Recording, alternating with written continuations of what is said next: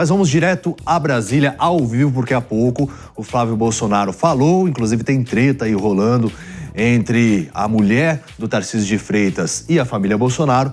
Então vamos ativar já o Igor Damasceno, que acabou ali de acompanhar a coletiva de imprensa de Flávio Bolsonaro, que está na Superintendência da Polícia Federal em Brasília, e inclusive falou sobre essa treta. O Igor vai trazer todos os detalhes pra gente ao vivo nesse momento. Igor, é com você. Oi, David, bom dia a você, bom dia também a todos que nos acompanham. A gente fala ao vivo daqui da Superintendência da Polícia Federal, onde acaba de sair o senador Flávio Bolsonaro. Ele que ficou por 30 minutos com o pai, o ex-presidente Jair Bolsonaro, e acaba de dar uma coletiva de imprensa atualizando as informações. Vamos por tópicos. Vamos falar primeiro sobre a saúde de Jair Bolsonaro. Flávio disse que o ex-presidente está mais uma vez com crises de soluço porque não pode tomar o medicamento. A família alerta que esse medicamento que contém as crises é muito forte e provoca tontura no ex-presidente. Da última vez que ele tomou o medicamento certinho, acabou ficando tonto, caiu, bateu com a cabeça, teve que ir para o hospital fazer exame. Então a família teme que ao tomar o medicamento, ele caia mais uma vez e acabe tendo alguma lesão mais grave. Por isso Bolsonaro está ali tomando poucos medicamentos e isso não consegue, por isso ele não consegue conter as crises de soluço. Agora, bora falar a respeito da sala de Estado-Maior onde Jair Bolsonaro cumpre a pena. Flávio Bolsonaro disse que o ar-condicionado, que fica bem ao lado, o gerador que liga o ar-condicionado, ele está sendo desligado das 7 da manhã às 7 da noite. Isso, aliás, está sendo desligado somente na parte da noite, das 7 da noite às 7 da manhã. Isso faz com que Bolsonaro consiga, então, dormir um pouco melhor e diminuir a apneia do sono que ele estava tendo. Agora, das 7 da manhã às 7 da noite, o ar-condicionado fica ligado, porque é o gerador geral. Se desligá-lo, todo o ar-condicionado do prédio da PF é desligado também. Então, durante o dia, esse ar-condicionado fica ligado, provoca um barulho, segundo Flávio Bolsonaro, ensurdecedor, e isso então acaba afetando Jair Bolsonaro. Ele chegou a pedir um abafador de som para passar o dia. Falando a respeito do PL da dosimetria. Esse PL foi vetado pelo presidente Lula. Flávio Bolsonaro e o senador Magno Malta, que também estava aqui, disseram que os vetos vão ser derrubados, que eles já estão se articulando para isso e que o PL da dosimetria vai virar uma lei geral para reduzir as penas de todos os envolvidos nos ataques antidemocráticos de 8 de janeiro de 2023. Último tópico para a gente resumir é a respeito das eleições. Flávio Bolsonaro, mais uma vez, reafirmou a pré-candidatura, disse que conta com o apoio de Michele Bolsonaro, negou que ela esteja cogitando algum cargo eletivo, se candidatar nas eleições deste ano, minimizou o racha na direita, a briga entre o pastor Silas Malafaia e a senadora Damares Alves por causa da CPI do INSS. Ele disse que, na verdade, não existe um racha e que essas situações são pontuais. E reafirmou que Jair Bolsonaro, então, concorda e apoia a candidatura do filho, o senador Flávio Bolsonaro. A gente vai seguir por aqui, vou sair do quadro para mostrar para vocês a movimentação, porque a movimentação ela segue um tanto intensa, tem alguns apoiadores aqui também, porque nesse momento quem está lá dentro é a ex-primeira-dama Michele Bolsonaro. Daqui a pouquinho ela deve vir aqui, ainda não sabemos se ela vai falar com a imprensa, mas a nossa equipe vai continuar aqui na Superintendência da PF e qualquer novidade eu aciono vocês aí no estúdio. David.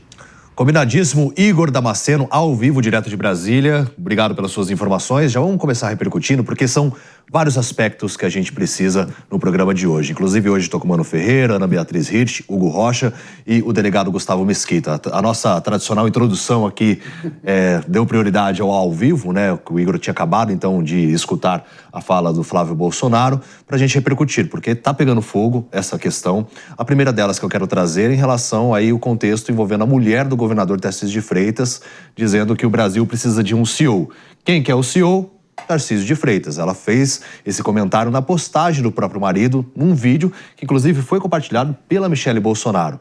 Então tem esse contexto para a gente avaliar, como o Igor trouxe a informação há pouco, dizendo que o Flávio minimizou essa questão, disse que não tem racha nenhum envolvendo a direita, mas as sinalizações são outras. Mano Ferreira. Racha na família, né? Porque de um lado você tem a Michelle compartilhando o vídeo, do outro lado você tem o Eduardo e o Carlos compartilhando críticas ao vídeo e a própria ideia de que o Brasil precisa de um novo CEO, que foi uma frase de um discurso de Tarcísio Gomes de Freitas, né? Num evento para empresários, ele estava comentando e fazendo severas críticas ao governo Lula e dizendo que o Brasil precisa para funcionar e para ter prosperidade no futuro é trocar o CEO. Os filhos de Bolsonaro dizendo que isso seria um discurso tecnocrático e que o Brasil precisa é de um presidente que inspire valores, porque um CEO seria uma forma de tutelar a sociedade. Eu achei muito curioso esse argumento, né? Porque tutelar a sociedade muito mais é alguém que acha que o papel do presidente é ser fiscal de valores, né? Alguém que acha que o presidente é o guia do bom, do certo. Isso que é tutelar a sociedade, né? O presidente tem que, de fato, fazer políticas públicas funcionarem, fazer com que o dinheiro do pagador de impostos seja bem empregado. Mas, no meio disso tudo, qual é a postura de Flávio? Ele tenta se colocar como estivesse acima do conflito, dizendo que ele prega e age pela união e, portanto, na prática, se recusou a discutir e assumir um lado nessa briga. Inclusive, eu vou pedir para o Lucas colocar na tela aqui para preencher o post, né, a publicação, então, o comentário dela ali no vídeo. Então, ela se manifestou, a conta verificada da Cristiane de Freitas, esposa do governador de São Paulo. Aí tá, para quem nos acompanha pelo rádio, ela disse: nosso país precisa de um novo CEO, vírgula, meu marido. Ana Beatriz Hirsch. Eu gostei. Eu acho que casamento é isso mesmo, né? As pessoas se apoiarem. E só que, como o Mano coloca, a gente tá vendo um monte de indiretas. Será que a família Bolsonaro chegou e falou assim: controla sua mulher? Não. Eu acho que ela tá no papel dela de esposa, de querer o que ela entende que é melhor pro país, e ela tem total e livre direito a se manifestar. Detalhe, a Michelle Bolsonaro curtiu a publicação do Tarcísio de Freitas. Não o comentário, mas a publicação. Mas se curtisse o comentário, aí já era não ia ser indireta, ia ser bem direta e reta, eu imagino. Tem um detalhe de língua portuguesa aí, né? Porque ela usou uma vírgula e não 2 pontos. Ou seja, em tese, ela está usando um vocativo, né? Ela está dizendo: meu marido, nosso país precisa de um novo CEO. Só que como ela inverte essa ordem, gera um efeito na leitura como se fosse um 2 pontos. Se a Jess estivesse aqui, ela ia falar: com certeza foi estagiária. Não, eu acho que esse programa... Ela estivesse se dirigindo ao marido. A gente está com uma questão aqui mas a ambiguidade de é de muita propósito. Fiscalização da língua portuguesa ultimamente nesse programa. Tem uma decisão do STF, eu já vi erro, né? A gente repercutiu aqui. Brincadeiras à parte, né, gente? Fica cada dia mais claro que a candidatura do Flávio não foi exatamente aquilo que se esperava dentro da direita e aquilo que estava sendo conversado. Talvez tenha saído como uma grande surpresa para a parte da direita. E é por isso que, embora... E aí eu elogio a postura do governador Tarcísio de Freitas, que em momento algum se manifestou, em momento algum ele questionou aquela que foi a decisão do ex-presidente Jair Bolsonaro, mas fato é que isso causou uma certa indignação, criou uma certa intriga dentro da direita. E isso se revela nesses pequenos detalhes, nessas pequenas curtidas. Diferentemente da Jess, que não está aqui para se defender hoje, eu não acho que tenha nada a ver com estagiário. Eu acho que isso parte do dedinho de cada um que, de alguma forma, quer manifestar o seu descontentamento com essa decisão. Ô, David, não só a direita ficou revoltada com esse comentário da dona Cristiane, mas o pessoal da esquerda também. Eu não diria a direita, né? Diria mais a base bolsonarista. O bolsonarismo ficou um pouco revoltado com esse comentário dela. E a esquerda também não gostou nem um pouco de ouvir esse comentário dela. Todos levantaram dizendo que o Brasil precisa de uma pessoa com olhar social, uma pessoa que cuide das pessoas. Que CEO é tido como malvadão? Exato. Só pensa em lucros e a gente precisa de um país que tenha alguém com um olhar de prosperidade e visão para o povo. Então não foi só o bolsonarismo que se irritou com o comentário, não. Porque as estatais também com rumo, como a gente tem mostrado aí, Correios e diferentes setores sofrendo, às vezes precisa de um socialismo ou precisa de um CEO? Fica essa pergunta também, né, Gustavo? Bom, primeiro, com relação ao comentário feito pela Cristiane, esposa do governador Tarcísio, na minha visão, aquilo foi um comentário que partiu dela, de fato, uma forma de tietagem de esposa para marido. Você, se o governador ou qualquer pessoa que seja não tiver na sua esposa ou no seu esposo o seu maior apoiador, alguém que estimula e que quer que alcance postos cada vez maiores, teria algo estranho. Então, para mim, uma tietagem ali que estão procurando fazer um carnaval num copo d'água, que não é tudo isso. Agora, com relação à declaração em si, de que o Brasil precisa de um CEO, eu discordo parcialmente do Mano. Eu acho que, por um lado, precisa sim de um CEO, no sentido de que seja alguém, um administrador responsável, comprometido com resultados, com eficiência, que é isso, sim, que a gente precisa. Por outro lado, a gente tem que lembrar que a gente vive num regime presidencialista, diferente do parlamentarismo, onde você tem uma divisão de chefe de governo, que é o primeiro-ministro, e o chefe de Estado, que é o presidente, ou o rei na democracia, no parlamentarismo monarquista. No presidencialismo, o presidente ele aglutina as funções de chefe de governo e chefe de Estado. E enquanto chefe de Estado, a gente precisa de um presidente que tenha liderança, que seja de fato um líder que represente as vontades do povo, que tenha coragem para combater um sistema que a gente vive hoje, que privilegia uma elite de apaniguados da política, do poder judiciário, que tenha coragem para combater o crime organizado e que tenha comprometimento com o povo. Então, eu penso que não é só um CEO, a gente precisa de um líder real no Brasil. De todo modo, o que a gente pode concluir disso tudo aí é que quem se beneficia dessa divisão, dessa disputa, desses conflitos constantes entre a direita é a própria esquerda e favorece a reeleição do Lula nesse ano.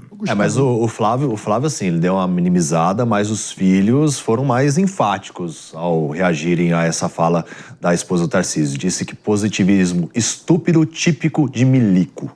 O que é engraçadíssimo, né? Porque o bolsonarismo... Eles são a família milico. Exatamente. O Bolsonaro... O que é milico? Milico é quem é egresso das Forças Armadas. Então, estão até tratando de forma pejorativa a origem profissional do próprio pai. É uma coisa, assim, que o bolsonarismo realmente sempre nos surpreende com as suas novas incoerências, né? Mas, assim, o ponto é, não existe CEO sem liderança. Todo CEO é líder. A questão é qual é a forma de exercer a liderança. Existem diversos tipos de liderança. Quando se fala sobre um CEO, está se falando também sobre a capacidade operacional, sobre a capacidade de fazer, por exemplo, com que as contas voltem a caber dentro do orçamento. Que o Brasil pare de gastar mais do que aquilo que arrecada. E as questões que a gente precisa fazer são: quais são os verdadeiros problemas que o Brasil precisa enfrentar hoje? E, a partir disso, qual é o tipo de liderança que pode ser mais capaz de ajudar o país a enfrentar esses problemas? E a gente assiste a essa discussão entre a família Bolsonaro sem ver qual é o verdadeiro diagnóstico. Qual é o diagnóstico? O que o Brasil precisa de alguém que tutele a sociedade, dizendo qual é a forma certa de viver a vida? Ou é alguém que arrume a casa e faça com que políticas públicas funcionem? Eu acho que esse debate é muito importante. O vereador Carlos, inclusive, compartilhou uma capa de uma revista, que eu não me recordo qual, com a foto do ex-governador João Dória, em que a manchete era a seguinte: o novo CEO de São Paulo. Ou seja, uma crítica velada, porque eles têm um receio e uma raiva daquele período da eleição e depois pós-eleição do governador João Dória. Então eles estão falando, bom, vocês querem um novo exemplo aí de CEO? E aí, tá vendo? Essa postagem a postagem da revista a Forbes, se não me engano, Forbes, né? Isso, e o Carlos compartilhou, o Eduardo recompartilhou essa publicação, ou seja, um ataque bem sutil aí. Mostrando que não deu certo, né? A ideia de ser um CEO simplesmente, supostamente comprometido com a eficiência, né? No sentido do tecnocrata. Talvez não tenha dado certo na visão dos eleitores do bolsonarismo, mas se a gente considerar como o governador João Dória deixou o caixa do Estado, a gente lembra que foi uma gestão significativa e de bons resultados. Eu só discordo do sutil, porque eu achei que não tem absolutamente nada de sutil nessa postagem, gente. E a treta também do Silas Malafaia com a Damares Alves? O Igor até deu uma introduzida nesse assunto, porque o Flávio também minimizou isso, disse que não tem racha também na direita ao falar sobre essa questão, envolvendo a fraude do INSS. A gente já vai com informação ao vivo daqui a pouquinho, direto às ruas de São Paulo, porque é um assunto importante, mas antes eu quero repercutir com a bancada isso. Não, basicamente, a senadora Damares Alves deu uma declaração de que, de forma muito triste para ela, havia grandes igrejas e grandes líderes religiosos envolvidos no escândalo do INSS. O pastor Silas Malafaia, diante dessa afirmação, fez um vídeo indignado, cobrando e desafiando, na verdade, que a senadora ou trouxesse a público quais seriam as igrejas e os líderes envolvidos, ou pedisse desculpa e fizesse uma retratação. Em seguida, a senadora Damares Alves trouxe uma lista de igrejas e líderes religiosos que estão sendo investigados no âmbito da CPI do INSS. Aí o Malafaia até gravou um vídeo falando sobre a questão, nós vamos acompanhar agora. Como é que é? Uma questão gravíssima dessa, uma acusação desse nível, e a senhora não dá os nomes dos grandes líderes evangélicos e das grandes igrejas que estão envolvidas na falcatrua da roubalheira dos aposentados do INSS? Ou a senhora dá os nomes, ou a senhora é uma leviana linguaruda. A acusação é grave e séria, e dá o nome também de que líderes pediram para a senhora calar a boca. Se já não bastasse Satanás e os ímpios que nos odeiam para nos caluniar, vem alguém dita evangélica para uma denúncia dessa gravidade sem dar nomes? A senhora não aprendeu com Jesus, não? O que Jesus falou em Mateus 5,37, seja o vosso falar sim, sim, não, não. O que passa disso é de procedência maligna. Inclusive, foi enfática a fala. O Mano enquanto a gente estava repercutindo aqui a fala, né, porque a gente já tinha visto antes, obviamente. Isso. Mas a Damares... É que após a publicação desse vídeo, a senadora Damares publicou uma nota de esclarecimento nas suas redes sociais, trazendo a lista que o Malafaia pastor provocou, né? Silas Malafaia provocou. E segundo a senadora Damares, estão sendo investigados no âmbito da CPMI do INSS as igrejas Adoração Church, Igreja Assembleia de Deus, Ministério do Renovo, o Ministério Deus é Fiel Church, além dos líderes religiosos César Belucci do Nascimento, André Machado Valadão, Péricles Albino Gonçalves, Fabiano Campos Zétel, e também André Fernandes. Inclusive, se eles quiserem se manifestar, o espaço é aberto, democrático aqui no Morning Show, né? Porque foi a postagem da Damares falando sobre essa questão. Lembrando, justamente, essa é a lista publicada pela senadora Damares. A acusação não está sendo feita por nós, nem pela Jovem Pan, e sim pela senadora Damares. Rapidamente, Aninha. Não, eu só consigo pensar na quantidade de memes que dá pra tirar do vídeo do Silas Malafaia. Sem muito bom, é muito enfático. Maravilhoso, leviano e linguaruda. Isso pode ser levado pra vida no nosso vocabulário. Exatamente.